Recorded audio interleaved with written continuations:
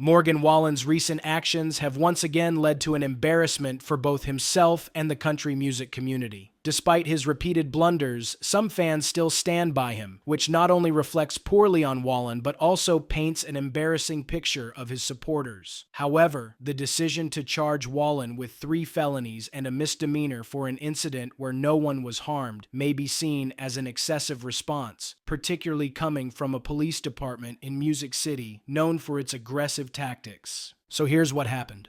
On the evening of Sunday, April 7th, Morgan Wallen found himself at Eric Church's recently inaugurated bar, located on the lower stretch of Lower Broadway, close to the riverfront at 200 Broadway. Around 10:30 p.m., reports emerged that Wallen allegedly tossed a chair from the 6-story building. The chair landed perilously close, approximately 3 feet away, from 2 Metro Nashville police officers and another person who were standing near a patrol car. Following a swift investigation, which involved reviewing surveillance footage, authorities identified Wallen as the individual responsible for the chair's reckless descent. At 10:53 p.m., Morgan Wallen found himself in police custody, facing serious charges stemming from the chair-throwing incident earlier that evening. The charges included 3 felony counts of reckless endangerment with a deadly weapon, alongside a misdemeanor charge of disorderly conduct. Each felony charge carried a bond of $5,000. While the disorderly conduct charge required a $250 bond. Wallen wasted no time in paying the total bond amount of $15,250, leading to his prompt release from jail at approximately 3:47 a.m. During the arrest process, video footage captured Wallen wearing a smile, a demeanor that persisted even in his mugshot. As per the account of a security guard, the chair involved in the incident was constructed from stainless steel, boasting a weight of approximately 20 pounds. Its trajectory towards the vicinity of the police officers indicated that it was forcefully thrown rather than merely dropped from the building's edge. Curiously, there appears to be no discernible motive behind Wallen's actions. The security guard described the event as impulsive, attributing it to Wallen's intoxicated state rather than any specific altercation or disagreement. In the guard's words, it was a senseless act spurred by Wallen's impaired judgment. The history of Morgan Wallen is as follows. If Morgan Wallen was a young male suitor in pursuit of your sister or daughter, he would be one of those beaux where it is undeniable they are trouble, with not just red flags flying right out in the open, but a rap sheet to back up these presuppositions. Yet at the same time, they possess an irresistible charisma that almost immediately drops guards, and they know how to say and do the right things at the right times to wiggle out of trouble and to get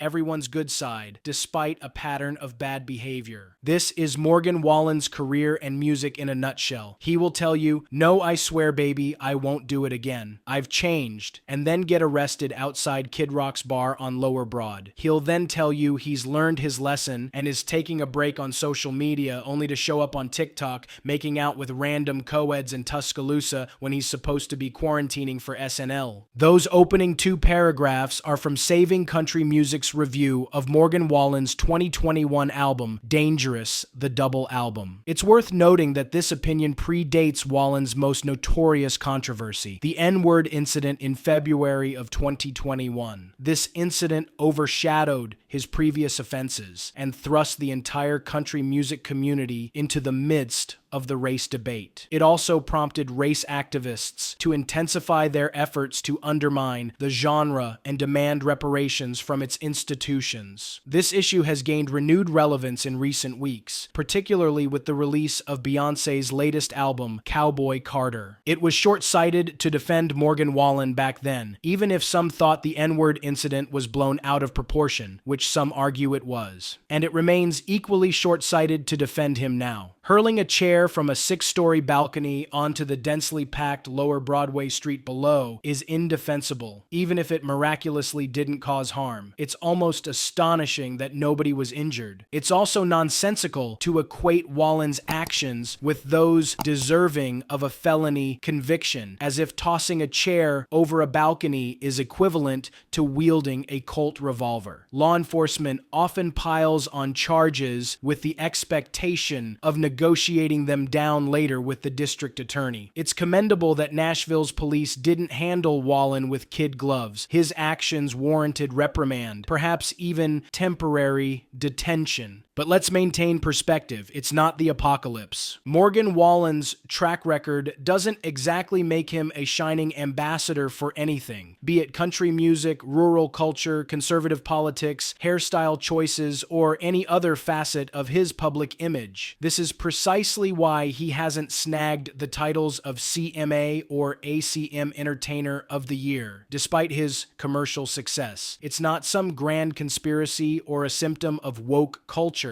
It's simply a consequence of his own indefensible actions, and his fans ought to acknowledge that. Interestingly, there's a peculiar contingent of traditional country fans who seem to emerge from the shadows whenever Wallen's name crops up. These folks wouldn't have given Wallen's brand of tractor rap the time of day in days gone by, yet they're now inexplicably willing to go to bat for him and his music, seemingly motivated by a desire to own the libs. As Wallen continues to skirt consequences for his regrettable antics, it's doubtful that such incidents will cease. Reports suggest he's surrounded by handlers, though evidently they failed to prevent the chair incident from unfolding. It's incumbent upon his label and management to ensure he doesn't pose a risk to himself or others. After all, whether it's fair or not, Morgan Wallen's missteps continue to cast a shadow over country music, even though he's the one ultimately responsible.